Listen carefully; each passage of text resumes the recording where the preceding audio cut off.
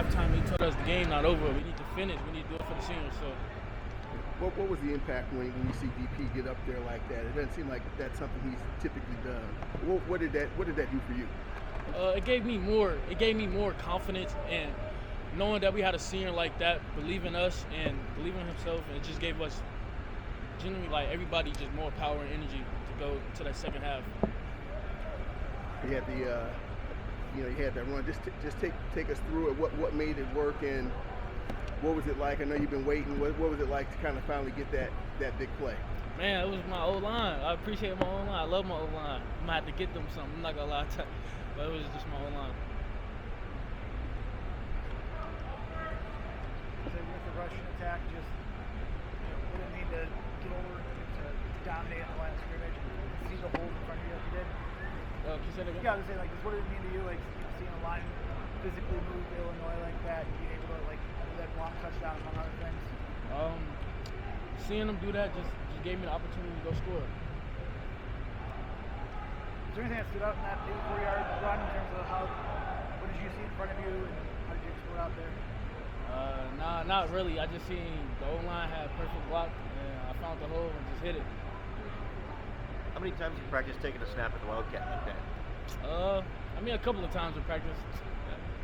Did you feel comfortable Yeah, back there? of course. Yeah. Yeah, it's been a tough year offensively. Everybody knows that. Just how good did it feel to come out and actually put together? I think it was 5 scoring drives and just kind of consistently move the ball for the first time in a while. Really, I'm not gonna say it was tough. I mean, the first drive we had, it was like it was a long drive. I'm not gonna lie. Yep. But we just had to all come together and just keep telling each other, just keep pushing. Let's go. The game not over. We gotta finish. And it just all. I feel like this, like fall camp prepared us for this moment right here. You feel like this was the most complete game you guys have played as a team, all 3 phases, stuff like that? Yeah, it's one of them, of course. Yes, definitely is. I'm late to the party, but how exciting was this to have the second straight home game with students and all of such fans actually storm the field once again? Just to feel that love and energy, what was that like for you? It was amazing. I'm not gonna lie. I was really happy. I'm not gonna lie. Like, I just felt the energy from everybody. And after what you guys have been through, I mean, that's got to feel tenfold because of that. Is that what you kind of feel this team continuing to build? Oh, sure. Yeah, for sure. I'm not gonna lie. Just this moment we had here, I feel like we still got a lot to grow. And we still got more to improve. So yeah. Obviously been a tough handful of weeks for you personally, but yeah, getting to the quarterback on a night like tonight, just what's that like for you? How rewarding is it? It was incredible. It was incredible, you know. To be honest, I didn't know if I was going to come back this year. Just with the injury, I wasn't sure. And I think tonight just solidified, you know, why I came back tonight. I think God had a plan for me, had a plan for my teammates, so extremely grateful.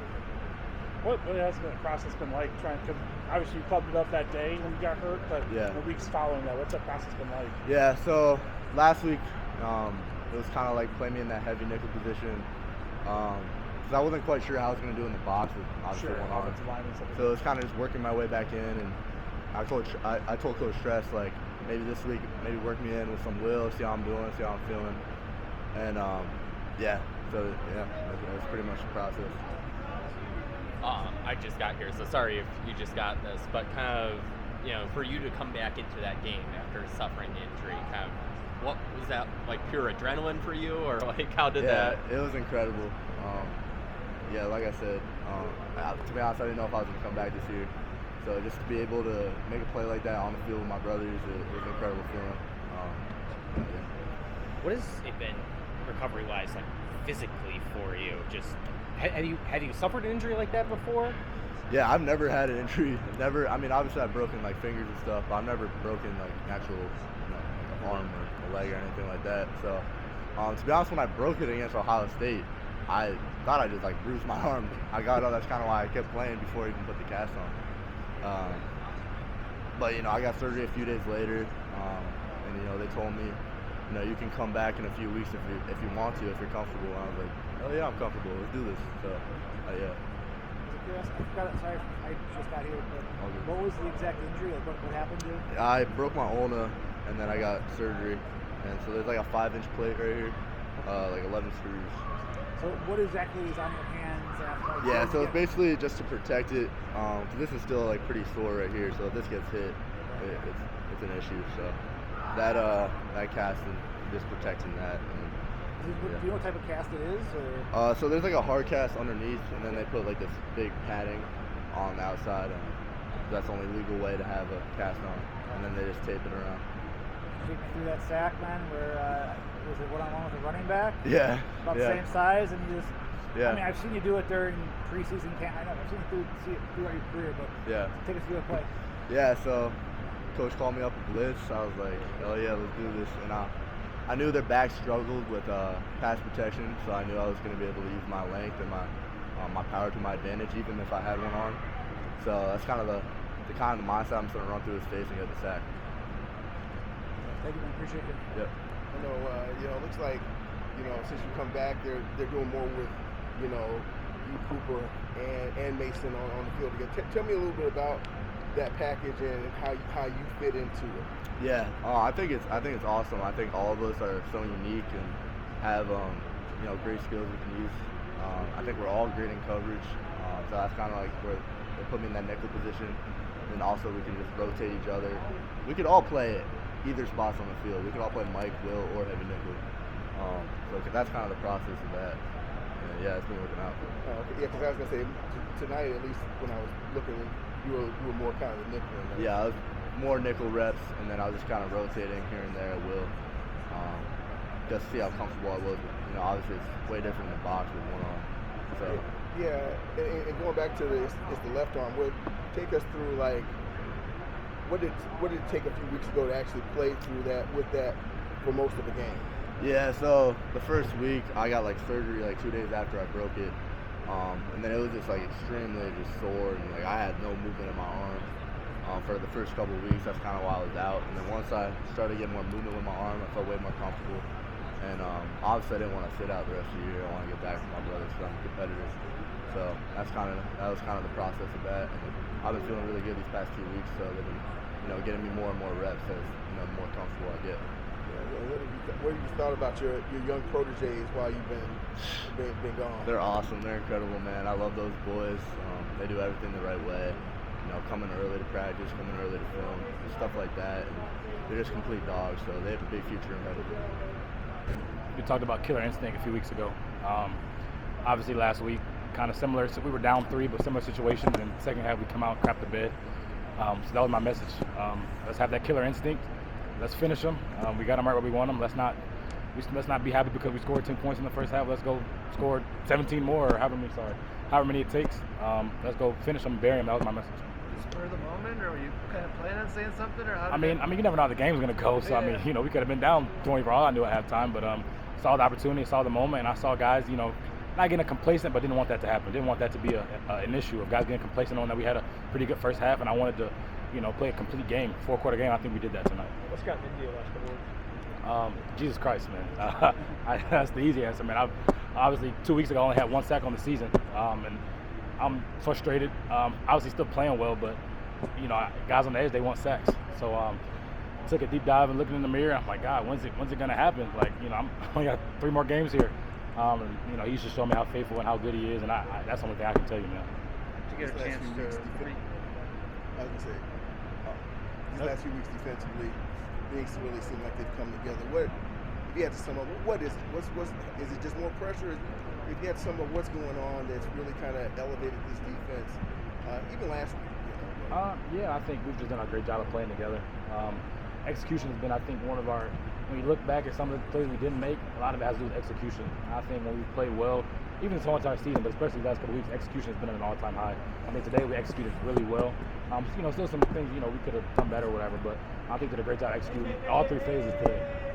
Did you get a chance to reconnect with some of your former teammates on the other side? They kind of bombarded the whole field, so I didn't get a chance to say anything to anybody. I'd say, what did you see on film against Illinois' offensive line that allowed you guys to think that you guys could create the pressure that you did? Obviously, I think the guy had been sacked 25 times this season already, so that was a big thing. We knew. I think, myself, Mason, Suggs, Cheeks. I think we got some of the better rushers in the conference, and I think we just wanted to take our chances. And I think when we get our rabbits package on third down, we flustered them and we were able to get out there. It would have been really easy for this thing to fall apart after what you guys went through in October. Why did things stay together and get better this time around versus last season? I think the easy answer is leadership. I think guys like myself, Ricardo, Riley, who's last year, there's been Barton, the list can go on and on, but I think we do a great job of being the same every day. No matter if we lost 37-0 or we won today, we'll be the same tomorrow that we've always been. I think young guys have seen that, and that's been big for us, having a lot of true freshmen playing. They see us come in to work every day, and it's wore off on them. I think we're doing a great job now of just keeping things fresh. The guys have bought in, I think, more than anything, and not that they weren't before, but I think we're all bought in right now, and we know that when we play complementary football and all play together, we're be tough to beat. This is the final game here, but it's not the final game of the season. What does next week mean? Everything. Obviously, 5-year Wisconsin Badger, a Wisconsin Badger for life. I want nothing more than to bring that Axe back here for my final game. Obviously, this game was fun. It was a great time, rushing the fin, all that, but that means way more to me than this game did. Darryl, if this thing turns around, like Luke thinks it's going to turn around, you're not going to be here to experience that. But do you think this last month can maybe be kind of the starting point or the turning point in some ways? For sure. I mean, if you ask me about the season, I don't think we were a bad team. I think we got a lot of bad things happen to us. Quarterback things, we're losing guys left and right, turning the ball over like crazy, things weren't going in our favor. But I think when we played good, don't turn the ball over, play complementary football, you see what happens not the 2 out of the last 3 weeks. So I think that's kind of something he's going to continue to preach, and we're going to get some new players, whatever they got to do to get them in here, they're going to get in here, and they're going to be a good team.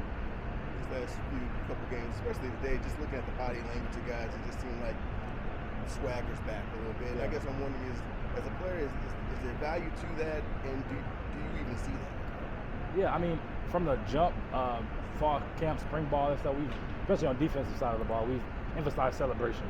So I mean, you talk about swag, I think anytime we can celebrate, we're going to celebrate. There's been a lot more to celebrate, these last few weeks. So I think being able to do that and show that, it's been fun for us. And when we're having fun, I think, when you're having fun playing football, man, there's nothing like it. But being able to have fun and go out there and celebrate with the guys and be together and, have atmosphere like we had tonight, man, it's you got to have some swag. And I assume is this the way the season's gone? Is this kind of show you the value of trusting the process a little bit? I mean, it's not done yet, but yeah, for sure. I mean, Coach Fickle talks about all the time, and these are life lessons that we're learning.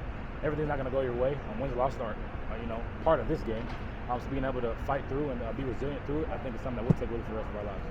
You've seen seniors walk out of here with a loss. Does that kind of thing stick with you going into your senior day? Yeah, I'll never forget this day. My last game here, going out the way we did, storming the field. I mean, that's something I'll never forget. I mean, like watching the seniors from last year come out of here with a loss in the last game. Is that something that sticks with you going into this game, just not wanting to feel that?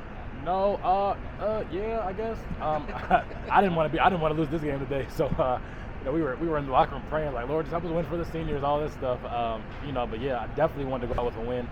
I didn't even care if I had a performance like I had today. I really just wanted to win the game and go out on top today like we did. So that was awesome. When you said what you did at halftime, what was the reaction? Yeah, that's what guys said. And Coach Fickle said, "You heard him. Let's get out of here." And that was it. So that was awesome. So you almost came up with an interception? Oh, I wish I would have got that one. But I'm saying, but you saw a lot of batted balls, you saw a lot of tip passes. Yeah. What did you guys do to try to obviously influence that and almost come away with some of those turnovers? Matching hands is something that we talk about every single day. Matching hands, violent hands causes fumbles, sack the ball, things we talk about in our defensive meeting rooms all the time. So matching hands, Luke Altmyer throws a low ball, so anytime he threw it, I was just trying to get my hands up and was able to come up with a couple today.